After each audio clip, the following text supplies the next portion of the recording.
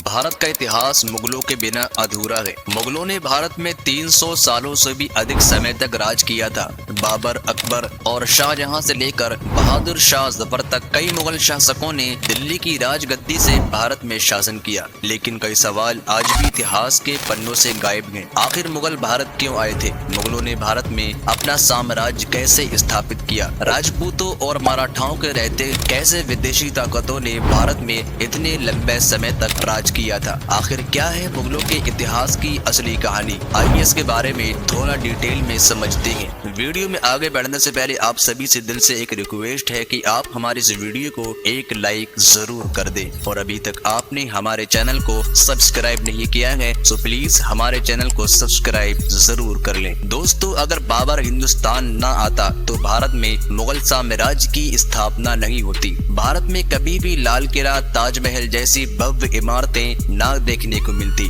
बाबर का असली नाम ज़हीरुद्दीन मोहम्मद था। उसका जन्म 14 फरवरी 1483 को फरजाना में हुआ था। फरजाना आज के समय में उज्बेकिस्तान के अंतर्गत आता है। बाबर को तैमूर और चंगेज खान का वंशज भी माना जाता है। केवल 12 वर्ष की उम्र में ही बाबर ने फरजाना की राजगद्दी को संभालनी शुरू कर दी थी। ये देखकर बाबर के कुछ रिश्तेदारों को रास न आई और उन्होंने बाबर को हटाने के लिए षड्यंत्र बनाने शुरू कर दिए। बाबर को फरजाना से बेदखल कर दिया गया। कई सालों बाद साल 1504 में बाबर ने अफगान की राजधानी काबुल को जीत लिया और अपनी सत्ता स्थापित की। लेकिन बाबर सिर्फ काबुल से संतुष्ट होने वाला नहीं था, वो अपने साम्राज्य का विस्तार करना चाहता था। बाबर जानता था कि यदि उसे साम्राज्य का विस्तार करना है तो उसके लिए धन दौलत की भी जरूरत पड़ेगी और उस समय भारत से ज्यादा धन शायद ही किसी और देश में पाया जाता था। दुनिया भर में उस समय भारत को दुनिया में सोने की चिड़िया कहा जाता था। 1525 में बाबर ने भारत में एंट्री करने की योजना पर काम करना शुरू कर दिया। भारत पर राज करने के लिए उसने भारत का रुख किया। उस समय हिंदुस्तान में लोधी वंश का राजा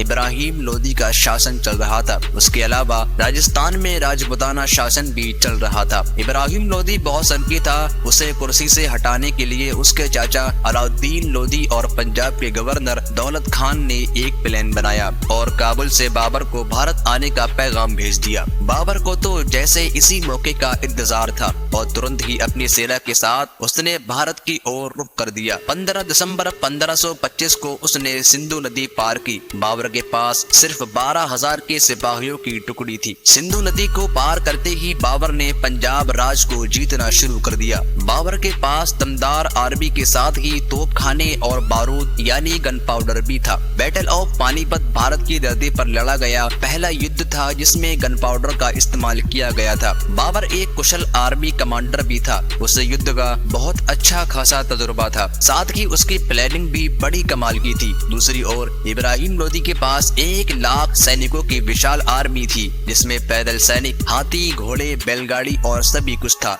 इतनी बड़ी सेना को देखकर भी बाबर की हिम्मत नहीं डगमगाई। वो काफी बहादुर योद्धा माना जाता था। काबुल सहित पूरे अफगान और उज्बेकिस्तान में आज भी बाबर को एक महान योद्धा के रूप में जाना जाता है। कई जगह उसके पुतले भी लगे हैं। वहाँ के लोगों को बताया जाता है कि बहुत कम सेना के साथ बाबर ने भारत पर फतह हासिल की थी। पानीपत दिल्ली से करीब 60 किलोमीटर की दूरी पर स्थित है और वर्तमान समय में हरियाणा का एक जिला है। बाबर ने इब्राहिम लोधी को युद्ध के लिए ललकारना शुरू कर दिया। सारी प्लानिंग वो पहले ही कर चुका था। उसने दुश्मन के इलाके में एक खाई खुदवाई जिससे कि लोधी की सेना ज्यादा फैलाव ना कर पाए और बाबर की सेना को आसान टारगेट मिल सके। बाबर की सेना के कुछ लोगों ने कहा कि हमें वापस लौट जाना चाहिए, लेकिन बाबर ने वापस जाने से साफ इनकार कर दिया। उसने कहा कि हम इतनी दूर आए हैं तो अब दिल्ली को जीते बिना तो वापस नहीं लौटेंगे। बाबर अपनी सेना की प्लानिंग बड़ी अच्छी तरीके से करता था। सबसे आगे स्काउट्स खड़े होते थे जो दुश्मन सेना की खबर बाबर तक पहुंचाते थे। उसके पीछे बैलगाड़ियां लाइन से खड़ी कर देता था। सभी बैलगाड़ियों को चमड़े की बेल्ट से बांध दिया जाता था और उन सभी में थोड़ा थोड़ा गैप भी छोड़ दिया जाता था। उन गैप्स में सैनिक तीर कमान लेकर खड़े होते थे और बीच बीच में थोड़ी थोड़ी दूर पर तोपखाने भी तैनात कर दिए जाते थे। सैनिकों के पास जो तीर कमान होते थे वो भी कोई साधारण नहीं होते थे।